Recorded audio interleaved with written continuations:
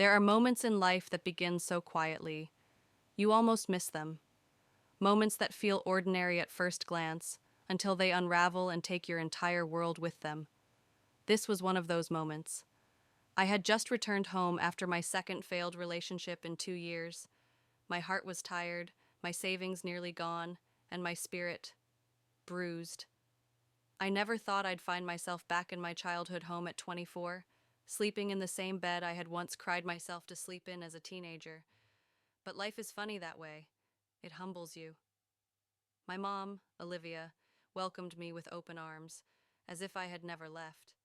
She was warmth incarnate, coffee always brewing, music humming through the kitchen, and that same cinnamon scent that had clung to her sweaters for as long as I could remember. The house hadn't changed much, but something else had. I just couldn't put my finger on it yet. It started on a Monday. I was sitting by the window, pretending to read a book while I watched the sun dance across the fence. That's when I saw him, our neighbor, Jake. I hadn't seen him in years, not since I was 16, and he was already in his 20s, working on his truck with a cigarette tucked behind his ear. He had that grown man air about him back then. But now, he looked different, still rugged, still quiet. But there was a stillness to him, like someone who had been through storms he didn't talk about. He caught me staring through the window. I turned away quickly, cheeks burning like I'd been caught doing something wrong. When I mentioned to Mom that Jake still lived next door, she just gave a soft nod. "He's been through a lot," she said, almost whispering it. "Sometimes people carry pain where no one can see it." I didn't press her, but her tone stuck with me. Later that night, I heard laughter from the kitchen. It was my mom's voice, light and familiar, and then Jake's. I stopped at the doorway, watching them from the shadows. She handed him a Tupperware container of lasagna, and he chuckled softly, shaking his head. "You really don't have to feed me, Olivia." She waved him off. "You never ask for help, Jake, but I'm offering it anyway." He looked at her for a long moment.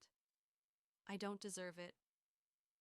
Something in his voice pulled at me, a heaviness, like he was carrying guilt that didn't belong to him.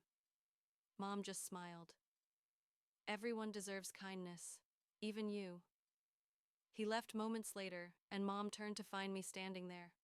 She didn't say anything, just gave me a small smile and continued washing dishes like nothing had happened. It became a routine.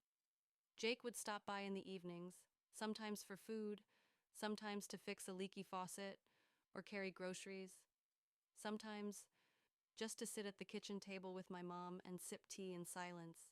He was always polite, always kind, but quiet, like he was holding something back. I tried not to think too much of it. I told myself it was just a neighborly friendship. Until one night, something shifted. It was late, rain hammered against the windows. I couldn't sleep. I padded down the hallway for water and saw light spilling from the kitchen. And there they were, Mom and Jake, sitting at the table, the space between them smaller than it had ever been. He was holding her hand, and she didn't pull away. My breath caught. I should have walked away, closed my eyes, pretended I hadn't seen it. But I didn't.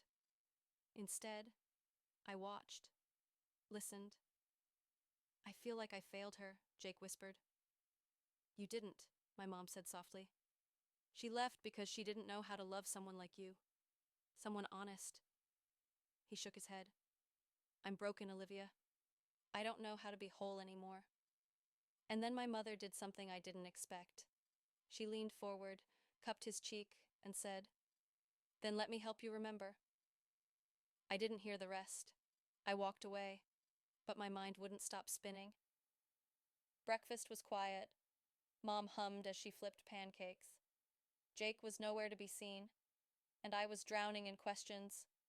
Was this just friendship, or something more?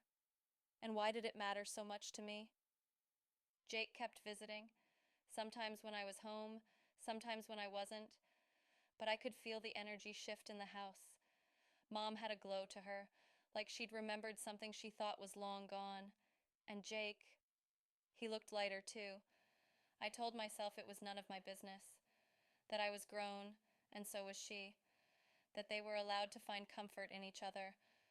But deep down, I couldn't shake the ache. It wasn't jealousy, it was something deeper, a fear of losing the version of my mother I thought I knew, a fear of seeing her as a woman who could fall in love again. One evening, I confronted her. It wasn't planned.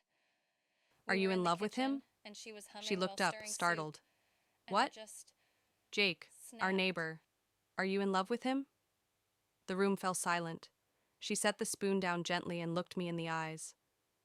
I'm not sure what I'm feeling yet, she said carefully, but I know I care about him. Deeply. I looked away, my heart twisting. I don't understand. My mother walked around the counter and pulled me into a hug. You don't have to, she whispered. I only want you to know that I'm still human. I still feel. And after everything we've been through, I think I deserve to feel again. Later that week, Jake and I crossed paths in the garden. He hesitated before speaking. I never meant for this to happen. I didn't respond. I was just looking for a place to breathe again. Your mom, she gave me that. I know, I said quietly. She does that. She saves people. He looked at me then. But I never wanted it to affect you. I shook my head. It's not about me, it's just hard to see her move on, with anyone. He nodded. I get it. A few weeks. The first time I saw them holding hands in public, it still felt strange, but I noticed something. My mother smiled more, laughed louder. Jake stood taller.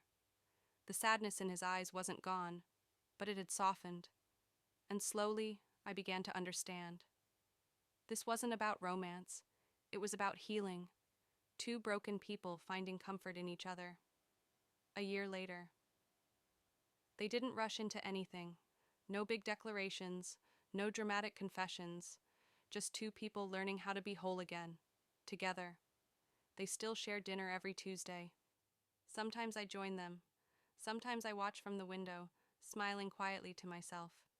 Because now I see it clearly. Mom's offer to the neighbor didn't just change his life. It changed mine too. It taught me that love doesn't always come the way we expect it. Sometimes it comes quietly, in lasagna containers, in tea shared under flickering lights, in hands held during storms, and sometimes that's the kind of love that saves us.